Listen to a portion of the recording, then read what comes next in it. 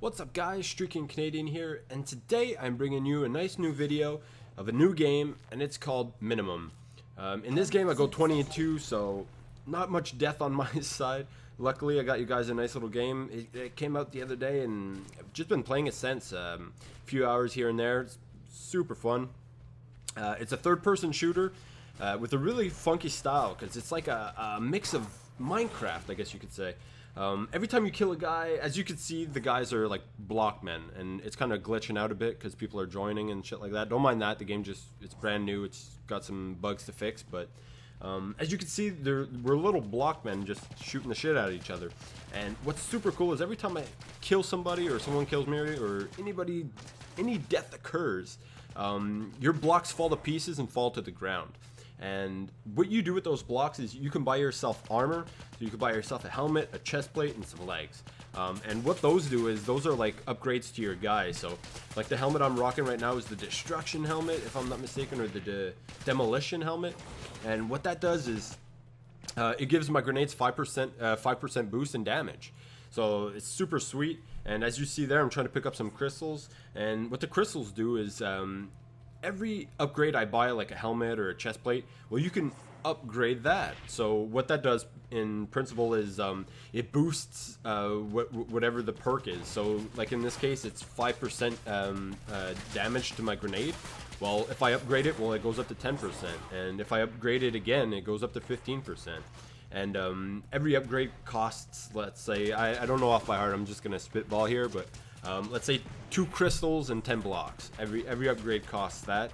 So you know, you got to run around. Every kill you get, you got to go for those blocks, you got to go for those crystals. And as you're gonna see here, I'm gonna buy myself some night leg armor, and what that does is it's 8% more damage for the melee, if I'm not mistaken, if I read it right. But so you got to be strategic in what you buy and what you upgrade, and how you build your guy, especially the kind of maps and stuff like that. Like this is a bigger map, so I mean I'm not going to be meleeing too much, which is the secondary for this class is katana. So you could be running around with a sword. As you see this guy right here, he has 2 glowing swords, and the way you upgrade your gun, like my gun's glowing right now, right? So the way you can upgrade your guns is every time you kill somebody, they drop an orb. And I'm guessing what the orb is, like this blue block right here. I'm guessing what that is that must be your spirit or something like that. And that upgrades your gun. So your gun starts off like a regular color. Your first upgrade turns it yellow, the second upgrade red, and it increases the fire rate, it increases the damage, it increases like just your full out gun. So it's a really fun principle. It really makes you think of, you know, you gotta move, you can't camp, you gotta look for targets on the maps. I mean, you can't just kill somebody and run away. You gotta go for their blocks, as you saw that guy explode in front of me. You gotta go for their blocks, you gotta go for the orbs.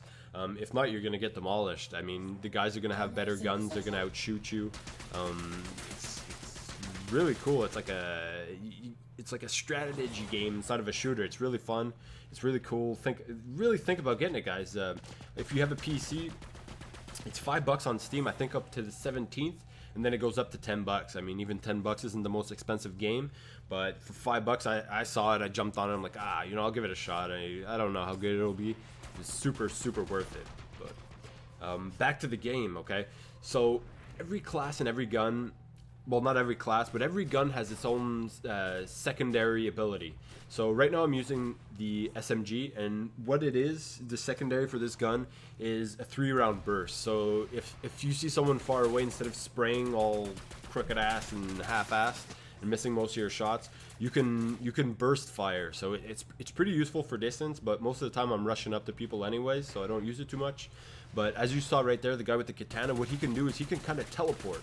And what that does is it kind of just thrusts you forward a little bit, and it gets you closer to your enemies. So if you're trying to catch up to somebody with that sword, well, you got that. Before I killed the guy, his secondary was he was using the shotgun, and the secondary for that is it's a really high jump. So you end up, you know, just thrusting yourself super high in the air. Super practical if a guy's coming up to you and he has a sword. Because when they're swinging that sword around, they can't get you in the air. They have to stop. It's like a how can I explain it? Almost like a cinematic when you have a sword. You're swinging that sword, and I don't really think you can interrupt it. So as you can see right there, so you know, if you're in midair, they can't really get you. So it's a really good defensive mechanism, especially that the shotgun, you have to be close range. So in my opinion, the shotgun's gonna lose every time to that katana, but that secondary is really gonna help you out. And that's the boost, and as you saw right there, it's so OP. You're gonna see people on the chat on the side just going bananas, sword noob and all this shit. So it really is OP. This game is OP, but you're gonna see it's really OP. But if you learn some techniques, like one of the tricks, I'll give you guys one of my tricks, but don't use it against me, please. But if you see a guy super close to you with a sword, what I do is, as I said, you see the cinematic where the guy's just swinging his swords, and it slows down your movement, it slows you down, and so what I do is I always end up jumping backwards. So as he's sprinting forward trying to get me, I'm jumping in the air, so if he's not jumping, he's not going to get me. And on top of it, jumping backwards, here it's a fail. I get locked on that thing right there, but I jump backwards consistently.